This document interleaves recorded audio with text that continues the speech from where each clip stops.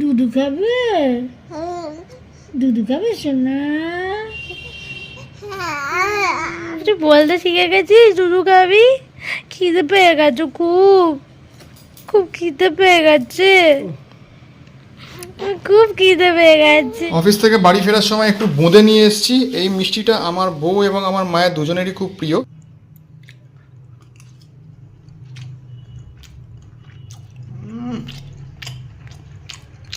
খাসা দুর্ধর্ষ খেতে। পন্টুর ফাইনালি ঘুম ভেঙেছে আর পন্টু নিচে চলে এসেছে আমাকে খুঁজতে। কিভাবে শুয়ে আছে, ঠিক বলেছিলাম মশা ঢোকাবে, সেই মশা ঢুকিয়ে দিয়েছে।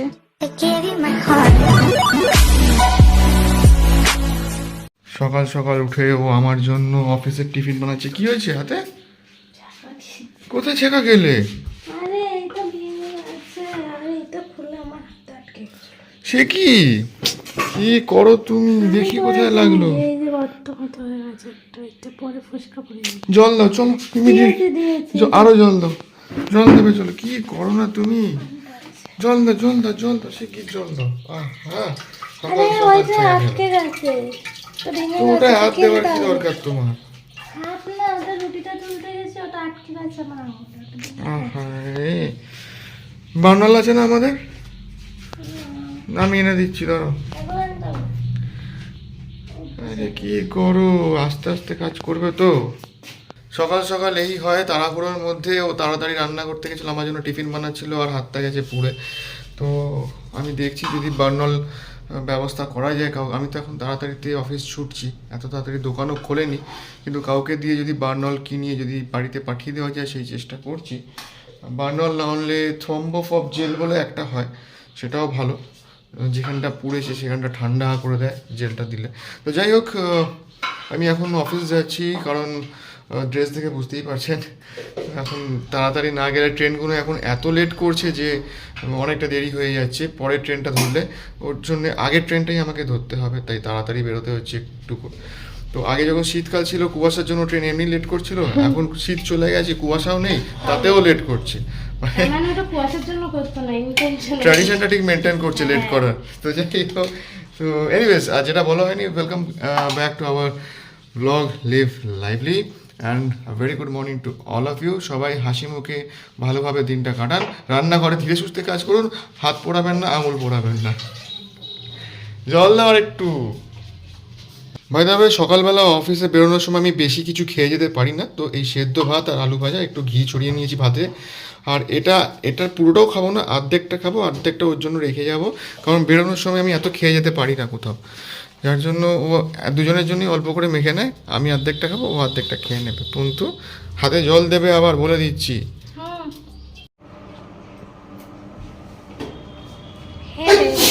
হে বেবি, হিচ্ছি হিচ্ছি হিচ্ছি হিচ্ছি হিচ্ছি হিচ্ছি। Hello guys, bye bye guys, tata. এই সাবধান, সাবধানে যাবে।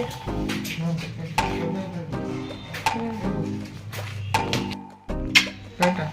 টাটা।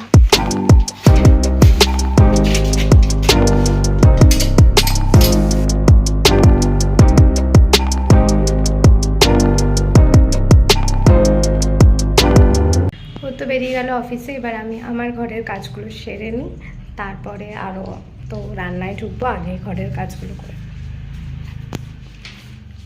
তার আগে একটু পেপারটা দেখে নিই। দুধু খাবে? দুধু খাবে সোনা? দিচ্ছি দিচ্ছি দিচ্ছি। দুধু খাবে সোনা?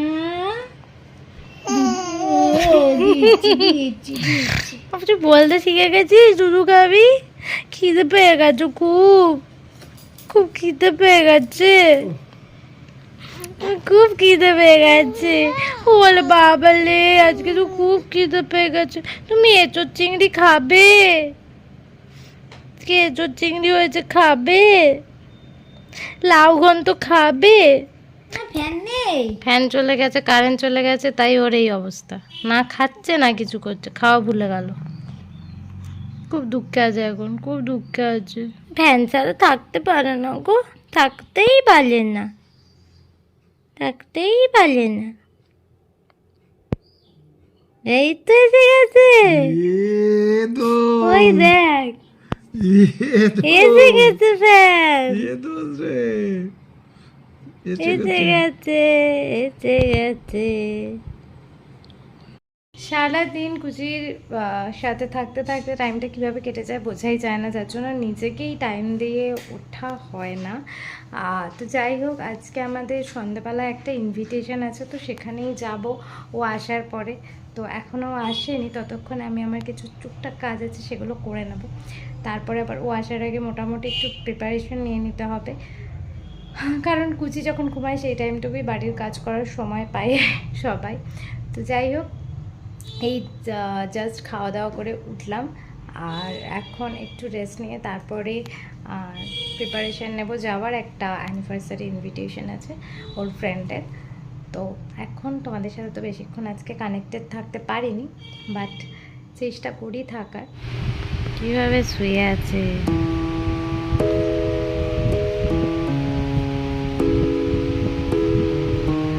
তুমি কিভাবে শুয়ে আছো বাবা? একবার এদিক একবার ওই দিক। অফিস থেকে ফিরে ফ্রেশ হয়ে সবেমাত্র কিচেনে এলাম। আর অফিস থেকে ফেরার সময় ট্রেন থেকে যখন স্টেশনে নামি, তখন যে কি স্বর্গীয় অনুভূতি হয় সেটা বলে বোঝানোর নয়।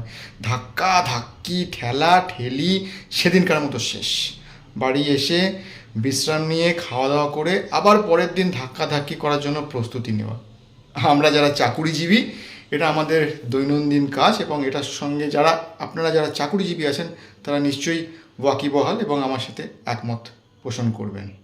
কিছু করার নেই, এভাবেই চলতে হবে আর এভাবেই মানিয়ে নিতে হবে। বাই দ্য ওয়ে, আপনাদের সাথে একটা ফানি ইনসিডেন্ট শেয়ার করি, যেটা এইমাত্র আমার সাথে ঘটলো। হয়েছে কি যে আমি স্নান করে বেরিয়ে আমার কাবারটা খুলেছি আমার এই গেঞ্জিটা খোঁজবার জন্য। তো দেখি আমার গেঞ্জি তো খুঁজে পাচ্ছি না, কিন্তু আমার ওয়াইফের একটা শাড়ি খুঁজে পেলাম। তো আরেকটু খুঁজলাম, দেখি একটা ওয়াইফের সালোয়ার কামিজও খুঁজে পেলাম। তো এই বিষয়বস্তুটার ওপরেই আমি একটা কথা আপনাদের সাথে শেয়ার করব।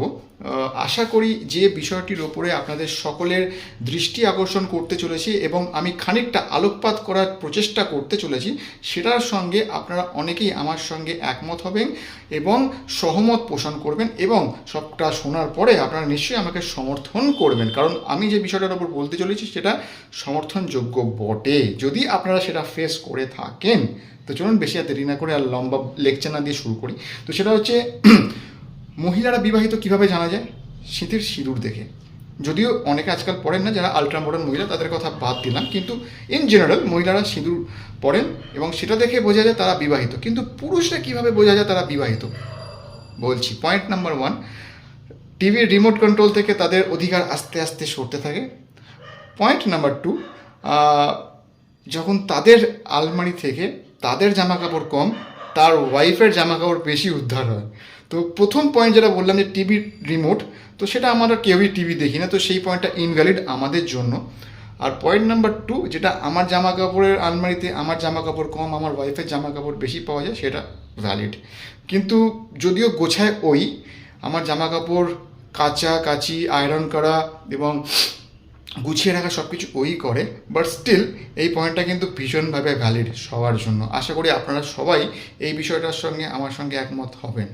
যদি না হন তাহলে অন্য আর কি কি পয়েন্ট থাকতে পারে কমেন্ট করে জানাবেন, আমি জানতে আগ্রহী। আরও কিছু পয়েন্ট আছে, কিন্তু সেগুলো যদি আমি এখানে ব্যাখ্যা করি তো মনে হয় না রাতের খাবার জুটবে, তো সেগুলো বিস্তারিতভাবে আলোচনা না করাটাই শ্রেয়। কিন্তু হ্যাঁ, আরও 1-2টো পয়েন্ট বলতে পারি, সেটা হচ্ছে শীতকালে পিঠের মধ্যে ঠান্ডা পাটা চেপে ধরা এবং বলা যে আমার পাটা একটু গরম করার জন্য তোমার পিঠের চেপে ধরেছি, একটু সহ্য করে নাও। এটা আমি শীতকালে প্রায় প্রতিদিন ফেস করি, এটা মানে কিছু করার নেই। আর আরেকটা সেটা হচ্ছে যে আমি যখন কিছু বেশি ফাস্ট ফুড খেয়ে ফেলি, এই তোমার ওজন বেড়ে যাচ্ছে, এসব খাওয়া ঠিক নয়, এই করে না, এই নয় সেই নয় করে শাসন করা। তো এই দুটো তো হবেই। আর সব থেকে ভ্যালিড পয়েন্ট যেটা, এবং টপে রাখবো এই পয়েন্টটাকে, সেটা হচ্ছে অফিস থেকে বাড়ি ফেরার টাইমটা যখনই পেরিয়ে যাবে তখনই ঘন ঘন ফোন আসতে থাকা, এবং যতক্ষণ না সেই ফোনটাকে অ্যাটেন্ড করে সন্তোষজনক রিপ্লাই দেব ততক্ষণ ফোন আসা কিন্তু বন্ধ হবে না। এবং সে ট্রেনেতে যেরকমভাবেই দাঁড়িয়ে থাকি না কেন, মানে ধরুন পিঠে চুল করছে, তো চুলকোতে গেলাম, অমনি পাশ থেকে আরেকজন বলছে এই নিজেরটা চুলকো, আমারটা কেন চুল করছো? তো সেই অবস্থাতেও ফোনটা ধরে যদি বলতে না পারে যে হ্যাঁ আমি এইরকম অবস্থায় আছি, আমি আসছি, ট্রেন দেরি আছে কি ট্রেন মানে টাইমে ছাড়েনি এখনও, তো সেটা যতক্ষণ না বলছি ফোন কিন্তু আসতে থাকবে। তো বাকি পয়েন্টগুলো আর ডিসকাস না করাই বেটার। তো এখন আমি কিছু খাবার খোঁজ করি, খিদে পেয়ে গেছে অল্প। বাড়ি ফিরে দেখলাম ও ঘুমোচ্ছে, মানে দুটো বাচ্চাই আমার ঘুমোচ্ছে, বড় বাচ্চা ছোট বাচ্চা। তো ছোট বাচ্চা হচ্ছে আমার স্ত্রী আর বড় বাচ্চা হচ্ছে আমার ছোট্ট ছেলে। যাই হোক, আমি দুজনকেই ভীষণই ভালোবাসি এবং ওরা ঘুমোচ্ছে দেখে আমি কাউকে আর ডাকিনি, জাগাইনি। ওরা ঘুমোচ্ছে, আমি চুপি চুপি রান্নাঘরে চলে এসেছি, যদি কিছু নিজে একটু খুঁজে দেখে নিচ্ছি, কিছু খাবার পাওয়া গেলে নিজেই সেটা অ্যারেঞ্জ করে নিচ্ছি। সারাদিন বেচারা খাটে, একটু রেস্ট নিক। অফিস থেকে বাড়ি ফেরার সময় একটু বোঁদে নিয়ে এসেছি। এই মিষ্টিটা আমার বউ এবং আমার মায়ের দুজনেরই খুব প্রিয় এবং আমারও প্রিয়, যদিও আমার বিশেষ করে প্রিয় হচ্ছে ক্ষীরের মিষ্টি, কারণ ক্ষীরের মিষ্টি আমাকে যদি কেউ দেয় তো সবই খেয়ে নেবো প্রায়, কেউ আর কিছু পাবে না। কিন্তু তবুও চেষ্টা করি মিষ্টি যতটা পারি কম খেতে, কিন্তু বাঙালি বলে কথা, মিষ্টি থেকে দূরে থাকবো কিভাবে? আমাকে ডাকে এরম করে, আয় আয়, আমাকে খাবি না, আয় চলে আয়, এরম করে সিডিউস করে মিষ্টিগুলো, কি আর করবো।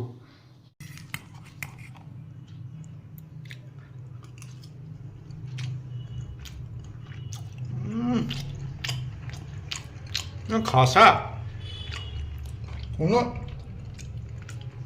কথা হবে না। এর সাথে একটু লুচি, উফ, জমে ক্ষীর পুরো, যদি ওটা বোঁদে ক্ষীর নয়, বাট স্টিল দুর্ধর্ষ খেতে। পন্টুর ফাইনালি ঘুম ভেঙেছে আর পন্টু নিচে চলে এসেছে আমাকে খুঁজতে।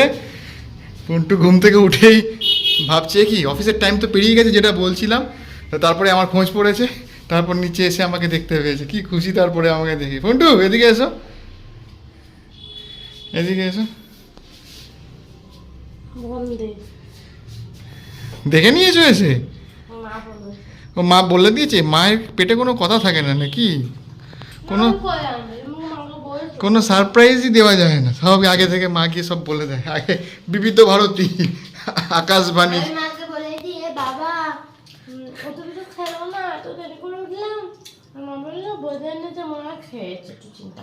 এই দেখো বলে দিল, আকাশবাণী হয়ে গেল। আমি কোথায় আনলাম যে তোমাকে একটু সারপ্রাইজ দেবো, তুমি বোঁদে ভালোবাসো, তুমি দেখে এরকম এরকম খুলে বলবে ওয়াও বোঁদে। হয় মাঝে মাঝে। আমার সাথে এরকম একবার হয়েছিল, আমি দুপুরবেলা এমন ঘুমিয়ে পড়েছি যে রাত্রির 9টার সময় উঠেছি হঠাৎ করে, তখন আমার বাবা জীবিত ছিলেন অবশ্য। তো মানে সেদিন খুব টায়ার্ড ছিলাম, তো দুপুরবেলা খেয়ে দিয়ে ঘুমিয়েছি আর টানা রাত্রি 9:20 অবধি ঘুমিয়েছি, 9 সাড়ে 9 অবধি ঘুমিয়েছি। তারপর বাবা এসে ডিনার করতে ডেকেছে, আমি ধর্মর করে উঠে পড়েছি, উঠে জিজ্ঞেস করছি কটা বাজে, বাবা বলছে 9:30। আমি বললাম এই বাবা ড্রাগনই কেন এতক্ষণ, আমাকে অফিস যেতে হবে। বাবা বলছে তুই কি ভাঙ খেয়ে ঘুমিয়েছিস? আমি বললাম ও আচ্ছা আচ্ছা। তারপর ধাতস্থ হলাম যে আচ্ছা এটা রাতের বেলা, এটা দিনের বেলা নয়। আমি বললাম এই রে 9:30 বেজে গেছে, অফিস যাওয়ার ছিল, যাওয়া হলো না। তো এরকম হয় মাঝে মাঝে, মানে এরকম ভুলভ্রান্তি, এটা খুব কমন ভুলভ্রান্তি, অনেকেরই হয়, ওরও হয়েছে, আমারও হয়েছে, আমার মায়েরও অনেকবার হয়েছে। তো আরও অনেক বন্ধু বান্ধবদের কাছে শুনেছি যে এরকম ভুল হয় মাঝে মধ্যে, মানে মানুষ যখন খুব স্ট্রেসে থাকে আর তখন যখন ঘুমোয়, একদম মরার মতো ঘুমোয়।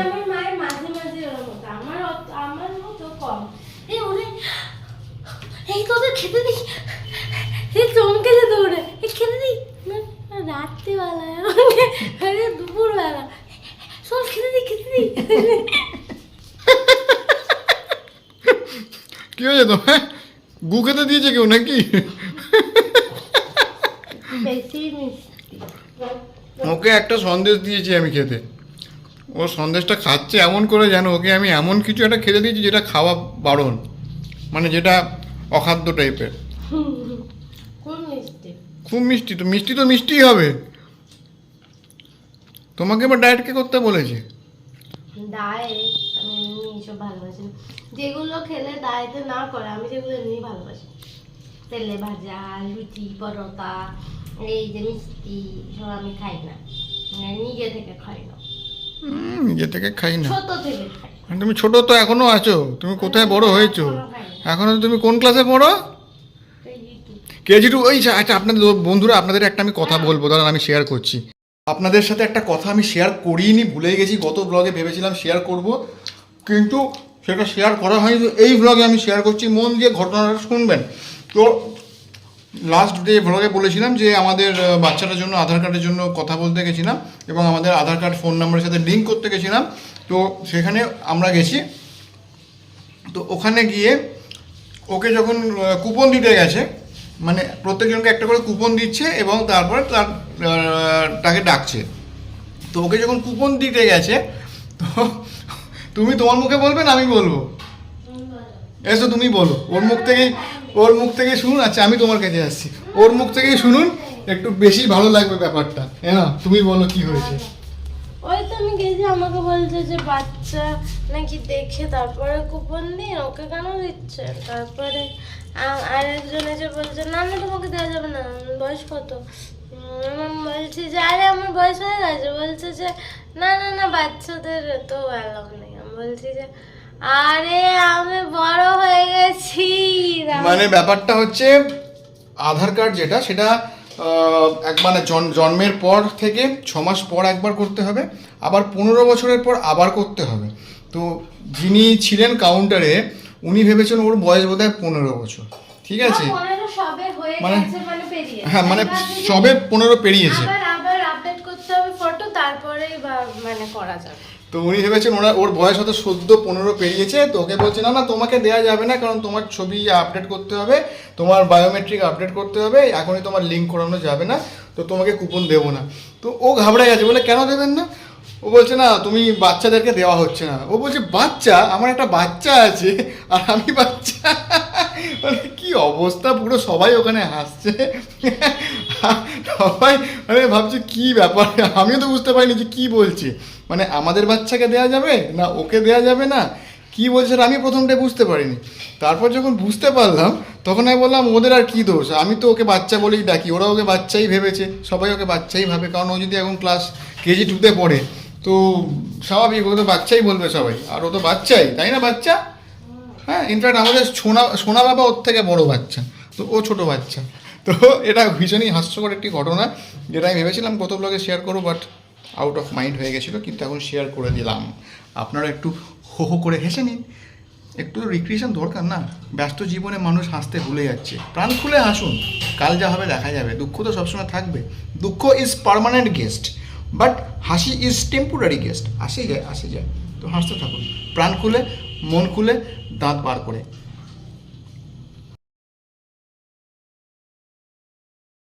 এই কিছুক্ষণ আগে জাস্ট ফিরলাম, আর কানেক্ট হয়নি, কারেন্ট ছিল না এমনি এখানে, যার জন্য আর দেখাতে পারিনি। কারেন্টটাই এমন টাইমে চলে গেল। তো যাই হোক, ওখান থেকে এই জাস্ট ফিরলাম।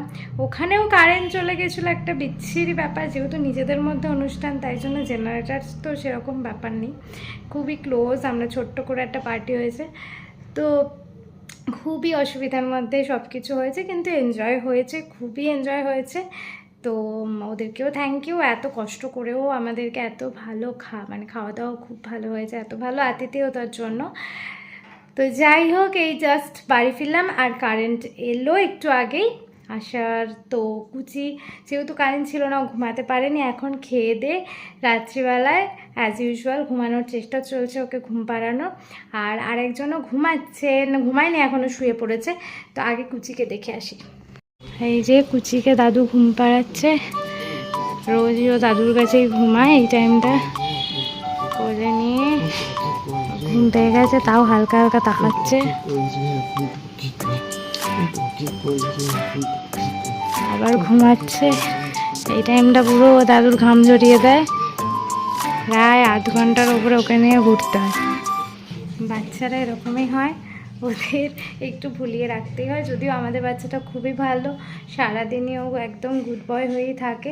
এই রাত্রিবেলাটাই একটু বাচ্চারা ঘুমাতে টাইম না, কিন্তু সারাদিন মানে বলতে নেই, ও নিজে নিজেই ঘুমিয়ে যায়, নিজে নিজেই খায় আর ঘুমিয়ে যায়, খায় ঘুমিয়ে যায়, কিন্তু রাত্রিবেলাটা একটু একটু প্রথমে ঘুম পাড়ানোর জন্য একটু স্ট্রাগল করতে হয়, কিন্তু একবার যদি ঘুমিয়ে পড়ে তাহলে একেবারে সকালে ওঠে, কিন্তু যতক্ষণ না ঘুমাচ্ছে একবার ঘুম কেটে গেলে আবার হাসবে, ব্যাস হাসতে আরম্ভ করলে 1:30-2টো বাজিয়ে দেয়।